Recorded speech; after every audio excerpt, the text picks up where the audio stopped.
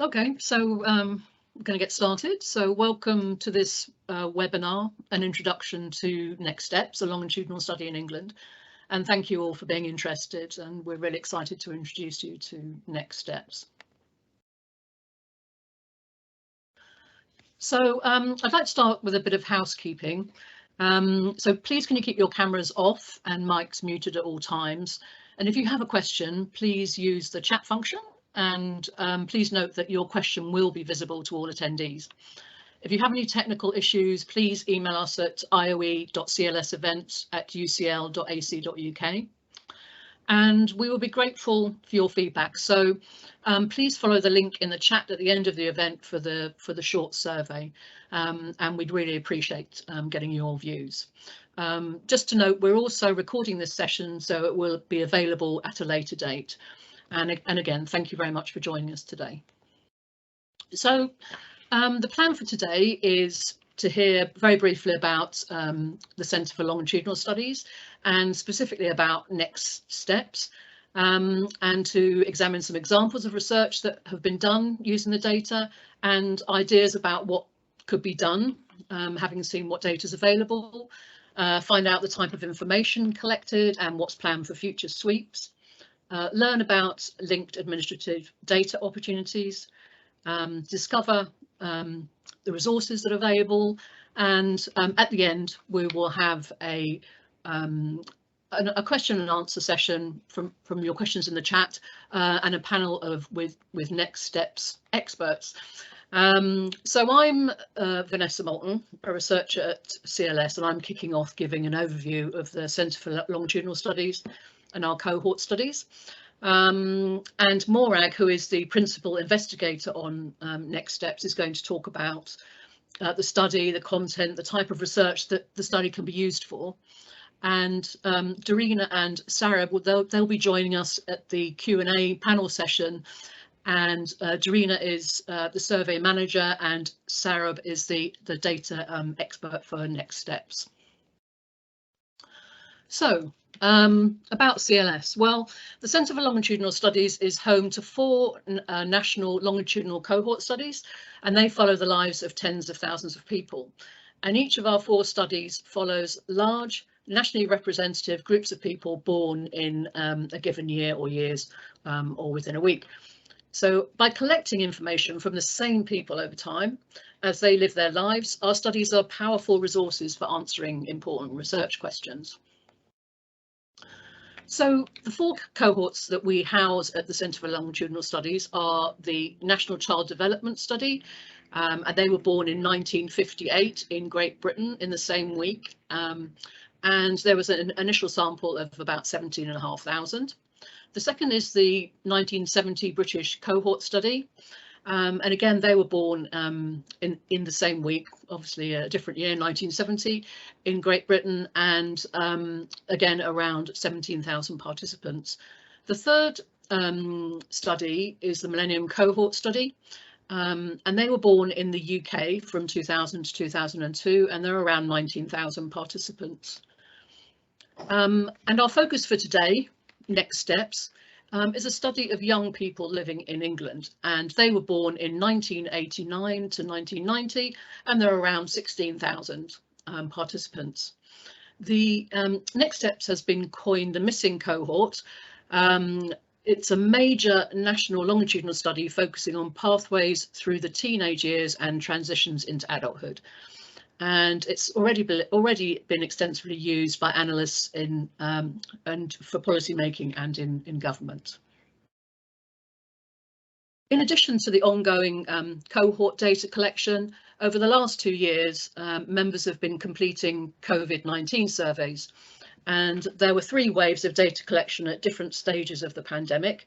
So during the first wave was during the first national lockdown in May 2020. The second was during the autumn of 2020, when restrictions had been eased, and the third was during the third national lockdown in early 2021. And the data was collected by web, but in wave 3 there was also a telephone follow-up. And at the time of the the COVID surveys, the Next Steps members, they were aged about 30, 31. And what makes the CLS COVID surveys unique from most other COVID surveys is that they are embedded in the survey. And so you can use all the wealth of prospective information collected pre-pandemic to investigate outcomes during the pandemic. So before we focus on next steps, we wanted to draw your attention to exciting recent developments in national birth cohorts, of which the Centre for Longitudinal Studies are involved in. And the first study is the Early Life cohort, and this is a feasibility study. So it's a 2-year ESRC funded project which started in April 2021, and it's testing the feasibility of a new UK-wide birth cohort study. The second is the Children of the 2020 studies, and this is a new nationally representative birth cohort study of babies in England, which has been commissioned by the Department for Education, and it will include babies born September to November 2021 and seeks to recruit over 8,500 families in the middle of this year. COVID, the third is the COVID Social Mobility and Opportunities Study, COSMO, and this study began in 2021 with a representative sample of young people in year 11 across England. And so obviously this study is comparable to, as you'll see, to Next Steps, albeit there's a 17-year difference. So I'll now pass you on to Morag, who's going to talk in more detail about Next Steps. Thanks, Vanessa. That's great. Let me just take over control of the screen.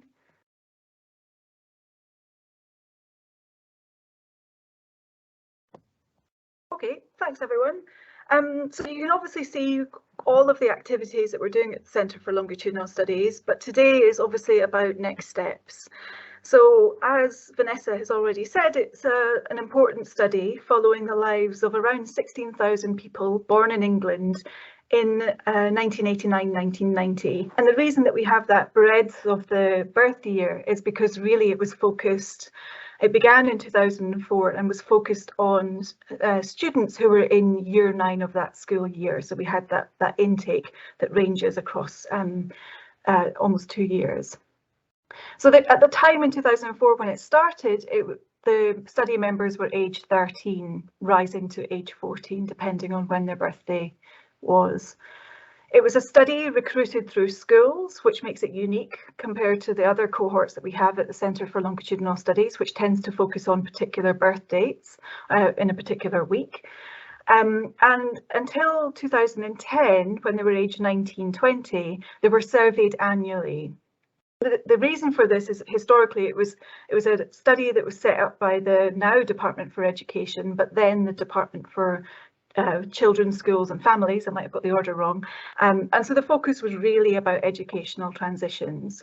When the Centre for Longitudinal Studies took over on the basis that without having next steps, there would be a large gap between the BCS 70 and the MCS. We followed them into early adulthood at age 25, and we're about to go into the field. In fact, we did go into the field on Monday, so we're currently in the field for the age 32 data collection sweep. So as I mentioned, historically it was a study that was run with real focus on educational transitions, and the Centre for Longitudinal Studies took it over in 2015. So the sweep that we were in charge of at age 25, we aimed to make it much more multidisciplinary. So we still maintain that focus on education, but we want it to be more similar to the other CLS cohort studies, including the Millennium cohort study, the British cohort study and the NCDS, which captures lots of different dimensions of a person's life. So the things that we've focused on so far and we'll continue to look at is transitions into adulthood. The key time of change in a young person's life where they're making big decisions about their careers, their families, housing, as well as their health behaviours and the impact on their health. At age 32, the current sweep, the careers are more established, family formation is beginning for many, and there's lots more opportunities to examine health and well-being. So I'll say a little bit more about what we measure at age 32 towards the end, but for now I want to focus on the contents of the study that that you might be interested in order to conduct some of your own research. So this infographic captures the number, the age of the sweeps and some of the components measured within it. So age 14, so we sort of round up, 13, 14 becomes age 14, 14, 15 becomes age 15. So we've got 7 sweeps from age 14 to age 20. Those were run by the Department for Education. All of those sweeps, the study member, the cohort member has completed an interview. For the first 4 sweeps, we also have a parent interview, so we can sort of do some quite interesting triangulation about a parent report on particular behaviours of the young person and relate it to how the young person then describes their, let's say, mental health, for example. So we've got parent report for the first 4 sweeps.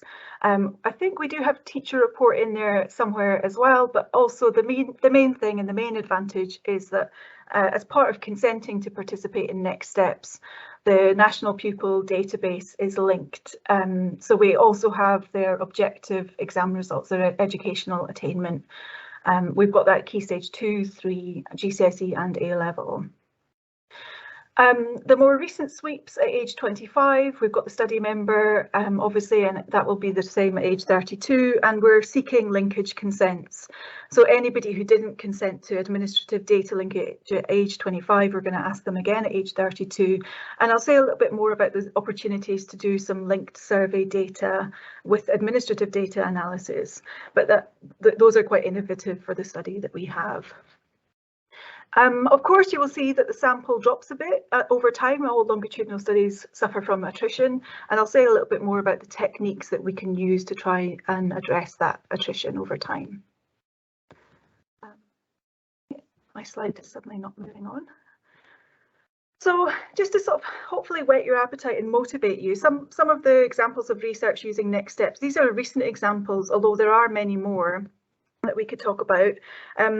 This is some research that was out a few weeks ago that showed that life satisfaction and mental health do not vary by school type. We've got some examples of educational mobility, so intergenerational educational mobility, and that shows that those who are first in family, that is those whose parents do not have a degree. For women, the graduates the shadow casts much longer onto the labour market, and they earn less than non-first in family women. We don't see that difference for men. So there's this interesting gender difference, and again there's some published papers associated with that, as well as some press attention a few years ago, a year or so ago. A few years back, we had some research using Next Steps that showed that there was an association between labour market precarity, in particular 0 hours contract, and how its association with poor mental health. And that was something that the then head of the opposition, Jeremy Corbyn, cited during the PMQs. And some work that from the data that Vanessa mentioned, the COVID sweeps, we showed that there was a sort of generational difference among poor mental health experiences during lockdown, where we saw that young women, that is those from Next Steps who were around age 30, I guess young is relative, were reporting poorer mental health than those either from the BCS 70 NCDS or those younger from the Millennium Cohort study. So you can see that there's lots of observational study opportunities and associative opportunities to use this large, rich data to try and establish, if not a causal relationship, an association or correlational relationship. So I'm just going to talk a little bit about the data by theme, and hopefully this will pick up on some of your interests. That means that the data that's already currently available. In doing so, I'll also discuss some of the ways that you might choose to use this data, but obviously you might have a very specific research question in mind and want to know what is in the data. So please do use the chat function if you have questions, and we'll come back to those at the end of the session. So this is not exhaustive, but I'm just going to talk about The types and the nature of the data available for education, physical health, mental health, family and relationships, and earnings and income. But of course, there are many, many more aspects as well. So Next Steps was known for its educational sort of focus because of the heritage from the Department for Education. So there are lots of aspects here. I've mentioned some of these already, where the survey data is linked to the National Pupil Database. And so it means that you can get access to the Key Stage 2, 3, GCSE and A-level results. You also have a sort of more slightly qualitative or subjective responses about people's study intentions, their aspirations for going to university, aspirations for pursuing particular subjects, as well as things like self-efficacy, how much they think they're doing well in a particular subject. So there's lots of questions around that. And those are age appropriate. Those are measured at age 14, 15, 16 and 17, as you'd expect, throughout sort of at least the compulsory education years for this cohort. We also have the further education information, and that is a data set that we've gained access to the individual learning record. Again, that's on secure access, and Vanessa will talk about how you can access that a bit later. And this is every course ever done at further education. So it might include night classes, it might include full-time education, and it's a really interesting data set that has yet to really be fully explored, I'd say. And also we have information on higher education, so the degree subject studied, university type, university name and degree grade. And so you can start to think about the types of research questions you might want to answer that either focuses on some cross-sectional aspects, so what proportion of this cohort go to university. It could be looking longitudinally, so the association between study intentions and actualization. So does saying I want to go to university at age 14, is that highly correlated with actually attending university by the age of 20 or 25? And that's a sort of temporal question as well. And I'll show you some other examples too. So moving on from education, physical health has been sort of famously a bit of a gap in Next Steps arsenal, and it's something that we're trying to work on for age 32 and beyond. But there are aspects of physical health measured. These include the self-assessed general health at age 25. We've got self-report, height and weight, and so from that we can compute the BMI, which we've created a derived variable for at age 25. The Next Steps data is linked to the hospital episode statistics in England, and I'll show you a little bit more about that when I talk about linked data in more detail. It includes physical activity, the frequency and nature at age 20 and 25, some aspects of diet. I think it's fizzy drinks and takeaways and fast foods consumption, as well as long-standing illness. So because we've got those repeat measures pretty much throughout the whole of Next Steps, you might be interested in doing some longitudinal analysis, looking at aspects of in and out of particular symptoms or illness.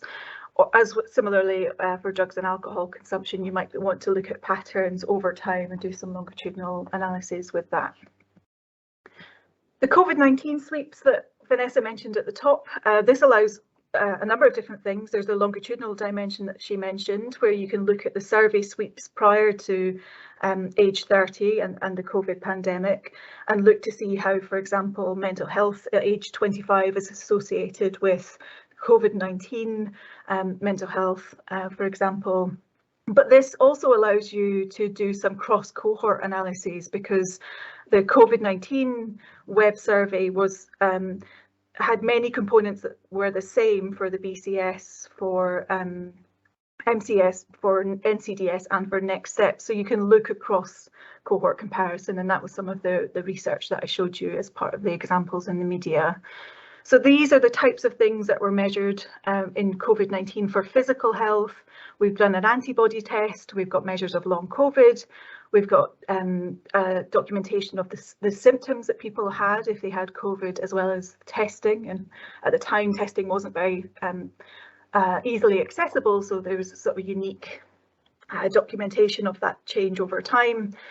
Self-assessed general health and long-standing health conditions, as well as things like access to medical appointments and obtaining medication. So you can see that there's a huge opportunity there to analyse more about people's experiences during COVID-19 in relation to their physical health. Mental health, obviously a really key focus for all of our studies, and Next Steps is no exception. Where Next Steps is exceptional is the measure that they selected to use.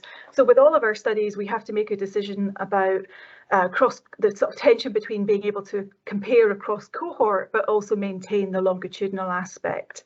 So at age 14 and 16, the now Department for Education selected to include the GHQ, the General Health Questionnaire, and it's a 12 item questionnaire. And so we maintained that over the remainder of our sweeps. And this is a standardised tool for measuring presence of symptoms of mental ill health. And essentially people are asked 12 items which capture, for example, anxiety, trouble sleeping due to worry, feeling under strain, ability to concentrate, etc. So it captures sort of change in that, in some of those symptoms. In addition to that standardised tool, we also have life satisfaction, which is seen as sort of distinct from mental health. It's instead a cognitive appraisal of life, and that's measured at age 20 and 25, and there are plans to, well, we have included that at age 32 as well.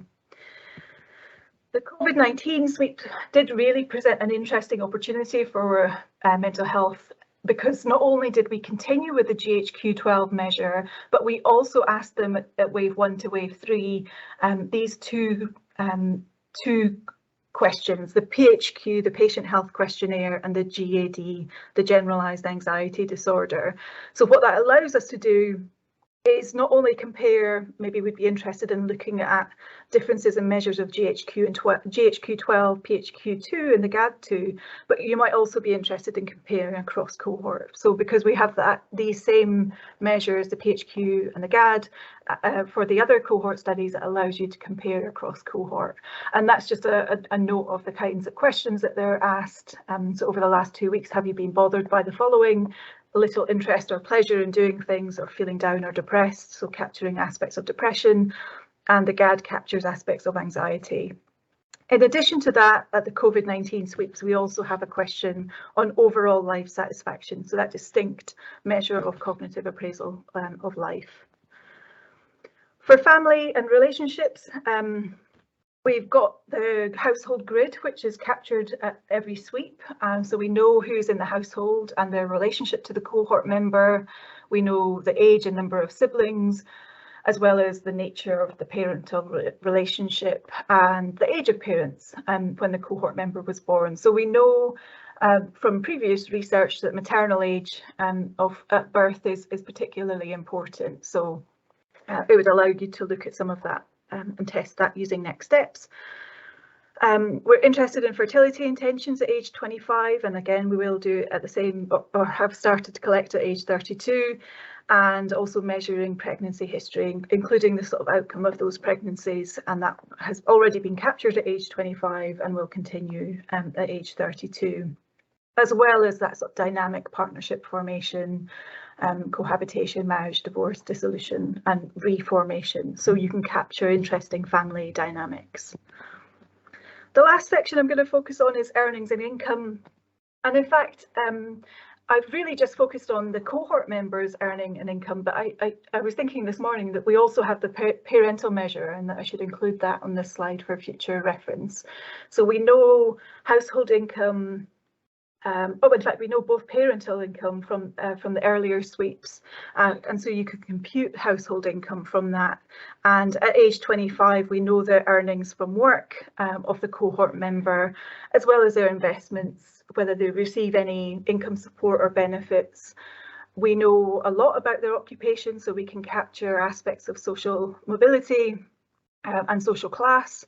Again, because there's that generational information, we can look at intergenerational social mobility, as well as social mobility over the course of the life of the cohort member. We know a bit about debt. We don't know a lot about wealth, but that's something that we're hoping to pursue in future sweeps.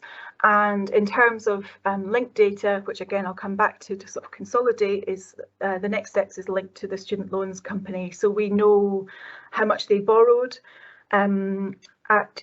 for university, and we know how frequently they're repaying and their repayment value and the duration of their student loans. So there's a lot of currently untouched data that explores aspects of that.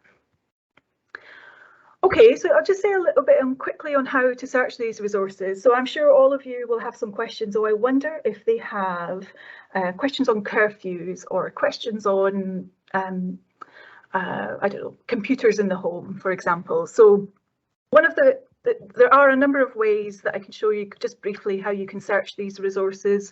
One is using Closer Discovery. So this is just a screen grab from the Closer Discovery website. I've put in the search tool there in care, so thinking about social care. You can see on the menu on the left-hand side, you can choose which data set, so you can specifically say in next steps, or you can just search for key terms and look across all of the CLS cohort studies, as well as many other ESRC funded data sources, including Understanding Society and many others. And what you see from the results is where it says there's the question in the survey, the term in care has been highlighted, and we know that it's in NCDS and it was measured at age 33, and which part of the questionnaire it was included in. So it's a useful way to sort of start to see, is this information available? And like all search terms, you might want to play around with the way that you express it in the search box. And the other options are to look at the questionnaires themselves, which are available on the UKDS and the CLS website, and just search the actual question terms, or you can download the actual data sets and search the variables using the variable box in Stata, for example. Or you can obviously use the descriptions of variables in previously published papers to sort of navigate which sweeps or which ages that they were captured in. So I know Vanessa's going to help you even more about how to access some of these resources, and I think it's time for me to oh no, it's not yet, sorry, I was building up to handing over to Vanessa. Just to say a little bit about linked data. So these are the currently available linked data sources. These are available on secure access, so you have to go through a slightly longer application process and additional training to access these. These are not easily available and downloadable just automatically like most of the survey is. So the National Pupil Database includes attainment results, ILR includes qualification and attainment. The student loan company records, they include, as I've mentioned, the value, the repayment and the duration of the loan. We also have geographic identifiers. We have them just at age 25 currently, so you might want to link that to, let's say, sources of pollution at a particular in a particular area, or access to. I've seen an application that looks at access to takeaways or sort of urban areas to sort of say something about people's diet, or at least opportunity to break their diet habits. So there's lots of opportunities with the geographic identifiers. There are plans to try to prepare a longitudinal geographical data file, but that's in progress and won't be happening anytime immediately. And the last one, and the really exciting one, I think, again, slightly underused, is the hospital episode statistics data. And what that does is it captures in England the number of cohort members and incidences of being admitted to patient care, attending critical care, attending accident and emergency, or any medical treatment as an outpatient. So there's lots of detail within the HES data that would allow you to look at particular illnesses or people presenting with particular symptoms in these contexts. So we're starting to build that health profile for next steps. Okay, sample design and attrition. So I mentioned a bit about this already. It was a two-stage sampling design for maintained schools. So the Department for Education first identified the schools that they wanted to participate, and they oversampled deprived schools by a factor of 1.5 compared to non-deprived schools. So they wanted to really understand the context of people from deprived schools.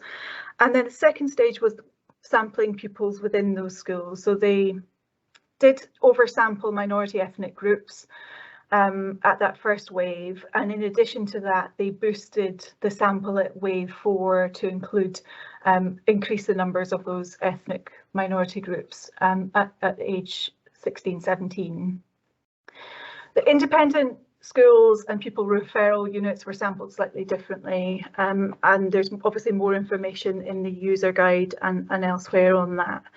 What that means is that because of the study design, this sort of two-stage sampling design, there are design weights that are available in the data to adjust for that sampling structure in order to make it a representative sample of students in England at that time. It also enables you to use multi-level modelling approaches or to adjust by school type if that's something that you're particularly interested in, and you can therefore cluster the standard errors by school. So that's the sort of sample design aspect. The attrition is something I have also mentioned, that as with all longitudinal studies, maintaining the cohort is a real priority for us, but inevitably people will drop out of the study. And so attrition is the discontinued participation of some individuals. Sometimes we know why and sometimes we don't know why, but we have sort of two types of missing data essentially. We've got unit non-response where the person drops out, but we've also got item non-response through missing data. Where you might take multiple imputation approaches or other missing data strategies to address that. In terms of unit non-response, it might be because we've not been able to contact them, that they've refused, or that they're unable to participate. And it may not be permanent. In fact, Next Steps has slightly non-monotonic response where people have come back into the study. So they've not participated at some sweeps, but then they've re-entered the study at other sweeps. So it's all the more important to use some of our weights to address attrition. So the design weights adjust for the sample composition, as I mentioned, to take into account oversampling, but the attrition weights adjust for that composition in terms of losing a particular type of respondents. Classically, in longitudinal studies, the people who tend to drop out are those from more disadvantaged backgrounds on average. So adjustment just means putting more importance or weight onto a particular group, and we've created overall weights for every sweep of the study, which is computed by multiplying the design weight with the attrition weight. The sort of shorthand of using these weights is essentially this variable name here, W8 fin weight, is the final weight for the wave 8, the age 25 sweep, the most recent sweep currently available in the data archive, and you would apply so if you're basically the choice of the weight depends on the analysis you're doing, but it should correspond to the most recent wave of data you're using. So if you're doing analysis from wave 1, 2, 5 and 8, then you should use wave 8 weights. If you're doing it from 1 and 2, you should use wave 2 weights. The rule of thumb is the most recent wave of data, you should apply that weight to your analysis. And here's just some sample code using Stata to set the weights that include that design weight and the attrition weight. I think this time I do genuinely hand over to Vanessa, who's going to talk you through some more resources where you can find more information, as well as how to access the data.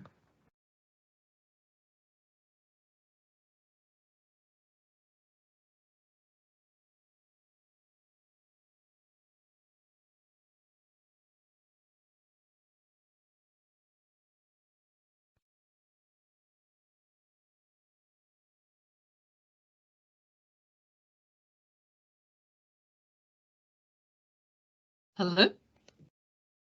Hello, we can hear hi. you. Yeah. Can you see the slides? Yeah, we can see everything and we can hear you. Okay, great. So Thanks, Morag. So as Morag said, I'm now going to focus on resources and data access. And this will help you hopefully find out more about next steps and also how to get the data.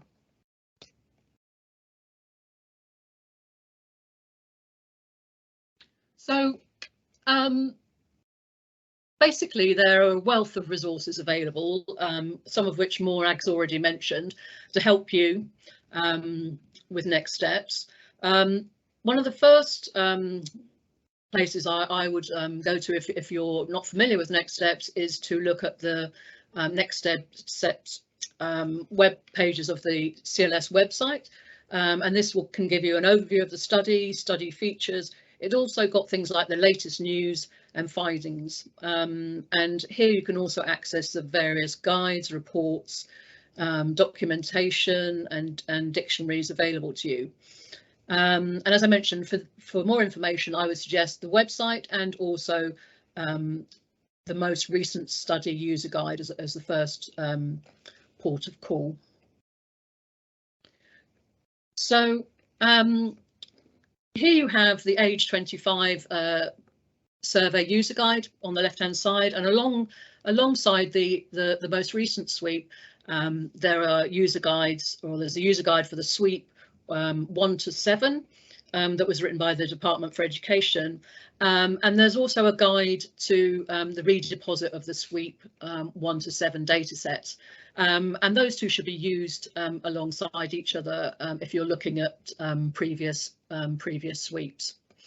There's also a specific guide for the COVID-19 surveys, and also individual guides for linked administrative data. So, for example, if you wanted to find out more information about the hospital episode statistics, for example, there's a specific guide there outlining the data, and also the student loans company. And I think there's guides for all the different linked administrative data. So as well as the user guides, which look at overviews of the measures and go into more detail about the response and weights that Morag has discussed, there are other resources, as Morag's mentioned. So there are questionnaires, so you can look at exact question wording, questionnaire routing, variable names. There's also data documentation, so data notes on various things, coding frames, various lists, including variables that have been derived for you.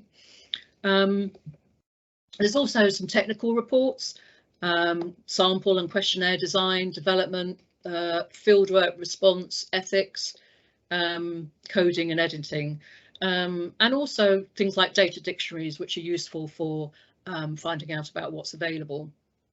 And as Morag mentioned, you can also look at previous journal papers using Next Steps data on the types of research that have been done, and how they've used the data.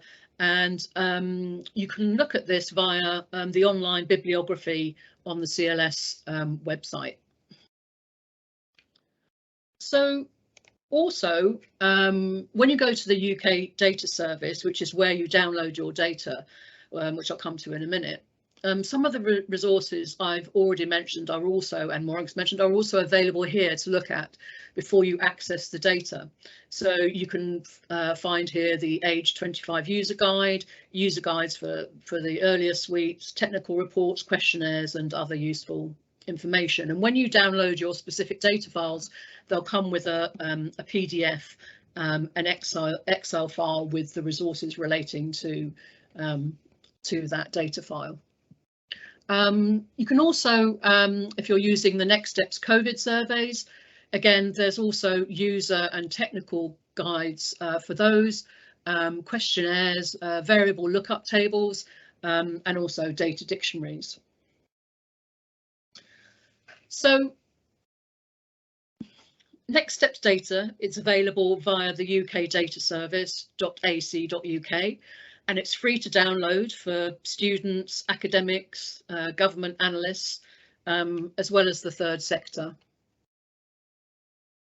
And access is kind of, it goes through, the data goes through a process of classification. and it's based on the sensitivity and disclosure of the data, and is grouped into low, moderate, and the most sensitive and disclosive data. And most of the main survey data has been classified as low level of sensitivity and disclosure, and this is licensed under the end user license. And in this scenario, your application is authorised directly by the UK Data Service, and you can download directly from there.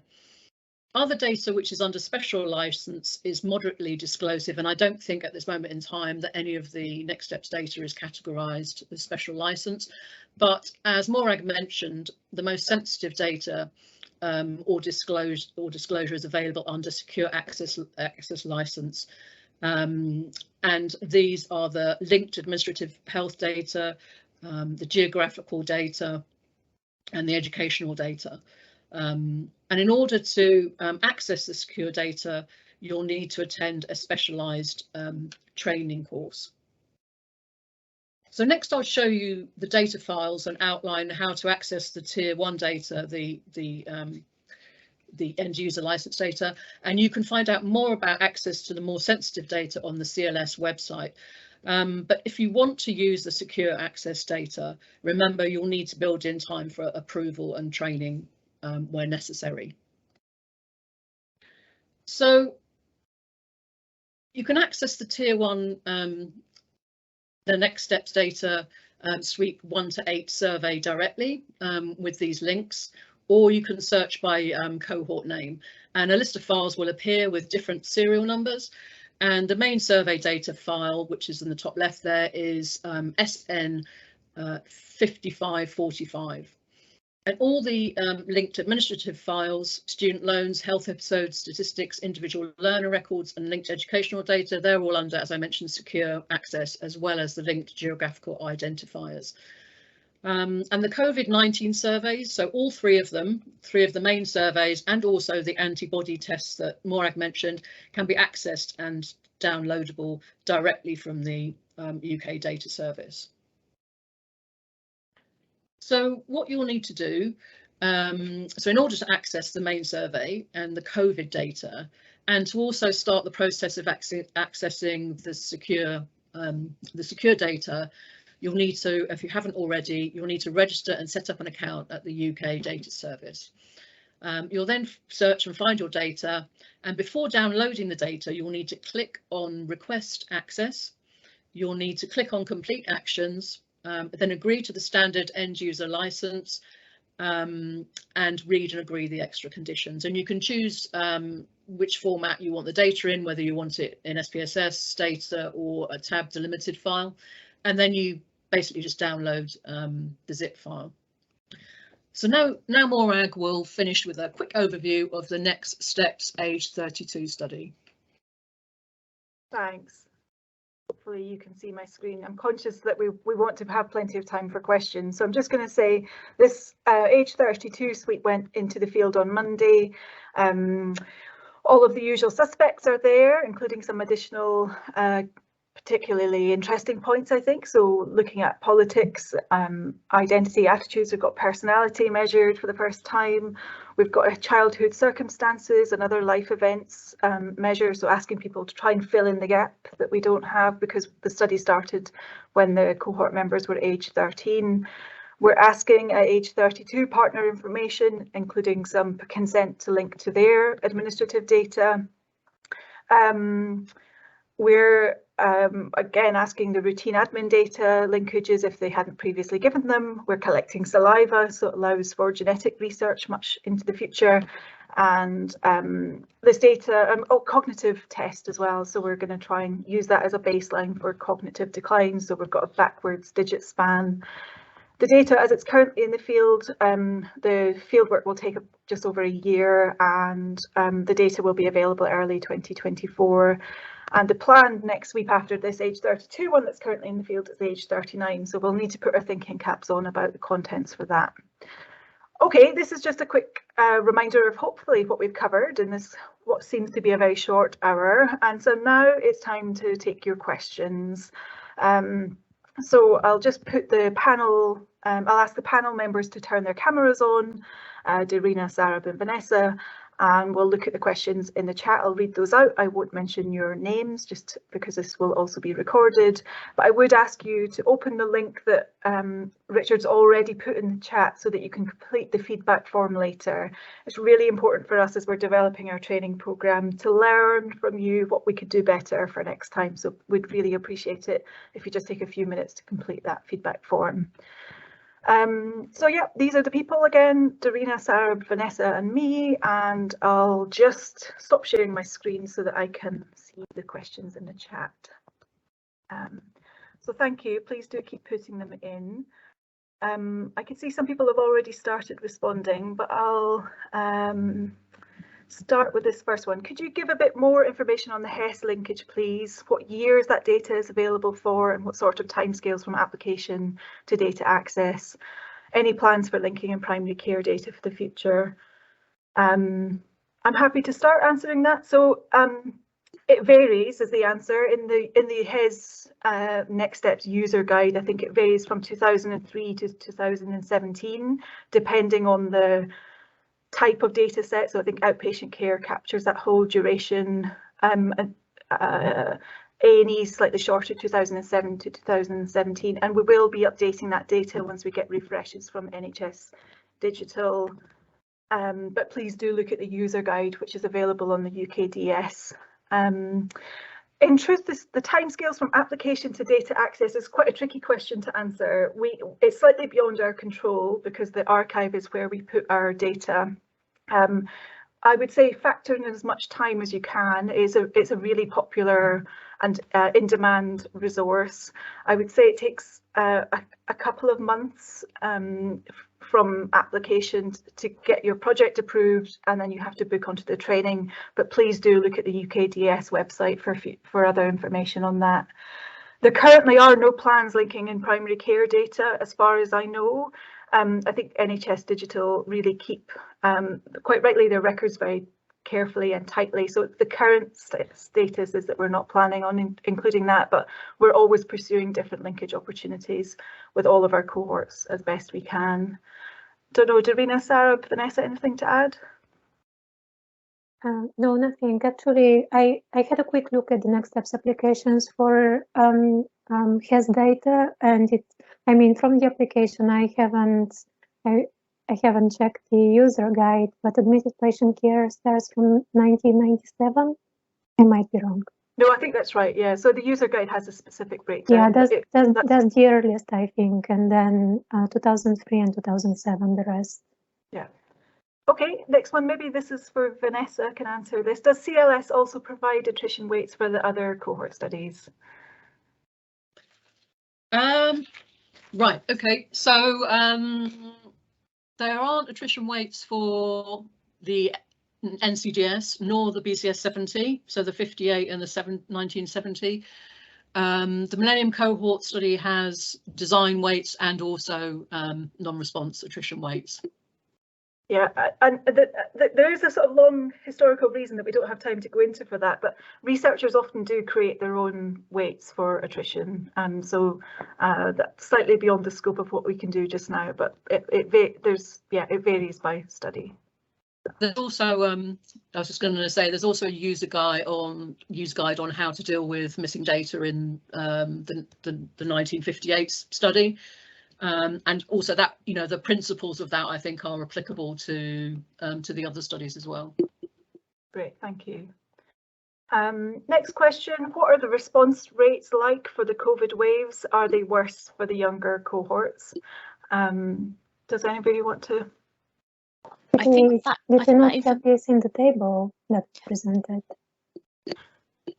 There is a table in the user guide for waves 1 to 3, and it's, yeah, I can see that it's response rates are split across cohorts for each of those waves. I'll post a link now great. To that user guide so that you can. Thanks, Sarah. I think in general it is true that the younger cohorts have slightly lower response rates. So MCS and Next Steps had lower responses than NCDS and BCS, as you might expect. But again, there's missing data strategies that you could take to sort of mitigate those non-responses. Okay, the next question, how much occupation and earnings information is available for pre-25-year-olds? As far as I can tell from looking at the questionnaire, the younger waves were not asked what they do, just hours and income. Even wave 7 doesn't seem to have the 3-digit OCC codes, or am I missing this? This might be something we'd need to look into. Off the top of my head, I think that's right. I don't think that we do have occupation, but Darina, do you have a better sense of that? I think we certainly record economic activity since age 16. I'm not entirely sure about the occupation codes for the previous sweeps, but even at age 25, I don't think that we release this at 3-digit level. I think it was 5. Yeah. I think we only release data at the 1 level. I think Sarah may be best place to say. We certainly do have the SOC codes for age 25. Regarding, is the question regarding waves before wave 7? Yeah. It's wave 7. Looking on the looking on the SPSS file for wave 7, it seems to only have 1-digit codes for occupation, but obviously it must have been asked in order to derive the 1-digit codes. Yes, but not in the data, and I'm just wondering, is it in the? It's in secure access. Data? Yes. So Yes. there is more detail on occupation in that. That's correct, and that's the case for SOC and SIC codes for waves 1 to 7. The most detailed codes for those are under secure access.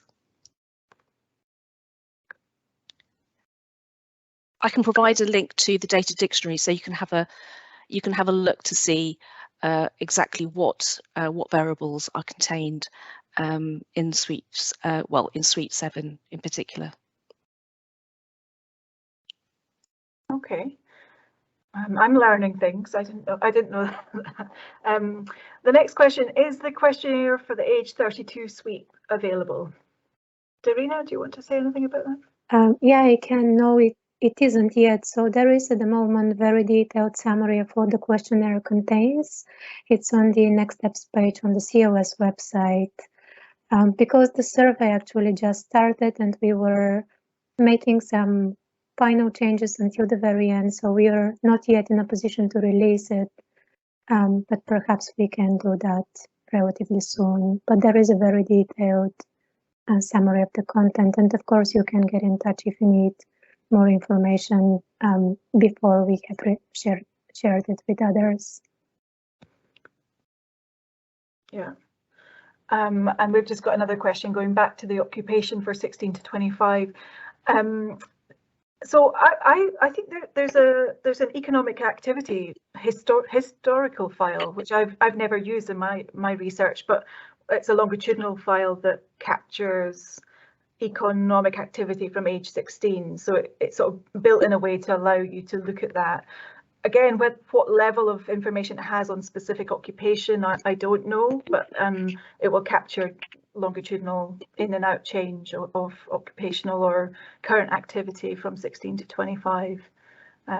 We asked them at age 25, we asked them if we had any gaps because they didn't participate in some of the later sweeps to fill in the gaps of their labour market history. So we do have an extensive file on that, a specific file that I think is in the publicly available data, the end user license data that allows you to download. Yeah, that's right. Yes, it is. Yeah. Okay, we can pause for any more questions coming through. The figure showing the number of cohort members that appear in each HES dataset was very interesting. Could you please clarify what the 4,578 line represents? Is it the total number who consented to the HES linkage? Vanessa, go on. The number of those consented is actually higher, but this is the number of those linked with records with NHS records, I would think. Yeah, it is. It's any person who we've got information on. rather than those that gave consent. I think because the conversion rate was over 90%. So as Dorina said, the number who consented was very slightly higher. So that means that they just didn't end up going to hospital during those periods. Is that essentially? So or they couldn't be linked. They couldn't find for some reason the data couldn't be linked. Matched, yeah. So there will be more information on that matching matching the linked data in the Next Steps Health Records user guide. Yeah, there's also there was a training session about a year ago which covers the HES data. So that goes through everything as well if you want to look at that rather than read a guide. Maybe we could post a link to that, or it's quite hard to navigate some of the.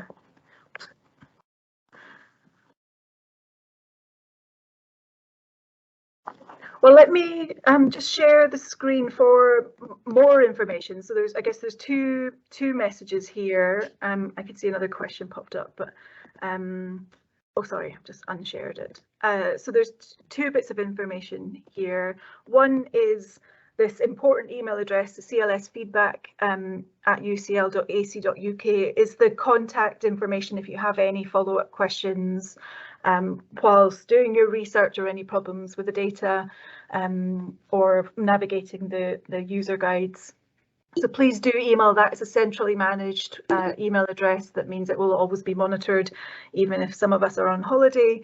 And so that's a useful resource for you. And again, it's another quick plug, please, to complete the feedback form because we want to improve our offer. So any suggestions or comments would be really gratefully received. It will only take you there's no more than 6 questions, I think. So please fill in that as best you can. So I think another question popped up. Sorry. Does Next Steps have any links with Closer or LSYPE2? My understanding was that these were meant to be comparable. Yes, absolutely. LSYPE2 is comparable. It was set up again by the DFE, so the sample design, the contents, everything meant that it is a comparable source.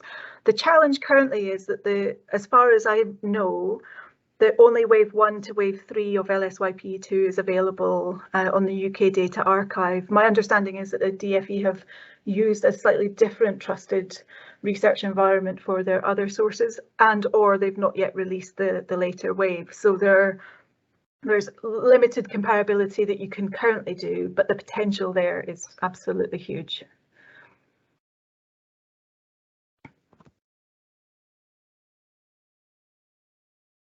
Do you have NHS numbers for participants or can you get them via a sweep? That information is not available for researchers. So because our job is to protect and maintain our cohorts and their anonymity, so we wouldn't be able to share any NHS numbers. And in fact, I'm not even sure that we have them ourselves. I think the linkage happens. Oh, sorry. We do hold them, but we don't share them. Yeah, I was going to say that sometimes the linkage happens if we send the IDs to NHS Digital and they send it back to us, but no, those aren't available for researchers to use. The risk of de-anonymizing or identifying participants is too high. Okay, I can sort of feel that maybe, some questions are still coming in. We can continue answering questions if you have them. Otherwise, thanks very much.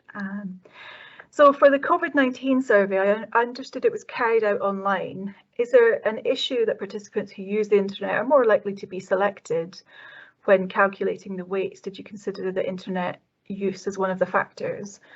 So there's sort of not a selection issue in that we asked everyone who is already a member of our cohort studies to participate in the web survey.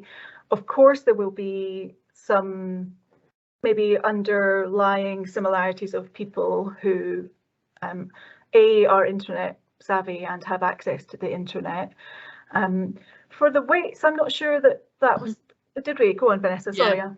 Yeah, no, that's definitely one of the variables that's used, whether they've got internet access or a question about their frequency of internet use is definitely one of the weighting questions.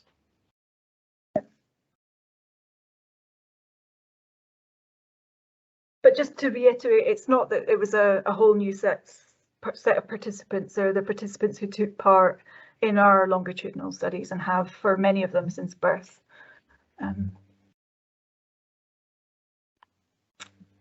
Okay, there's always a slightly awkward part, but thank you very much to our presenters, our panel, our participants, our interesting questions. Please do follow up using that CLS feedback website, email address rather. I think the slides will be made available to you. Yeah, we'd be interested to get your feedback, of course, and thank you.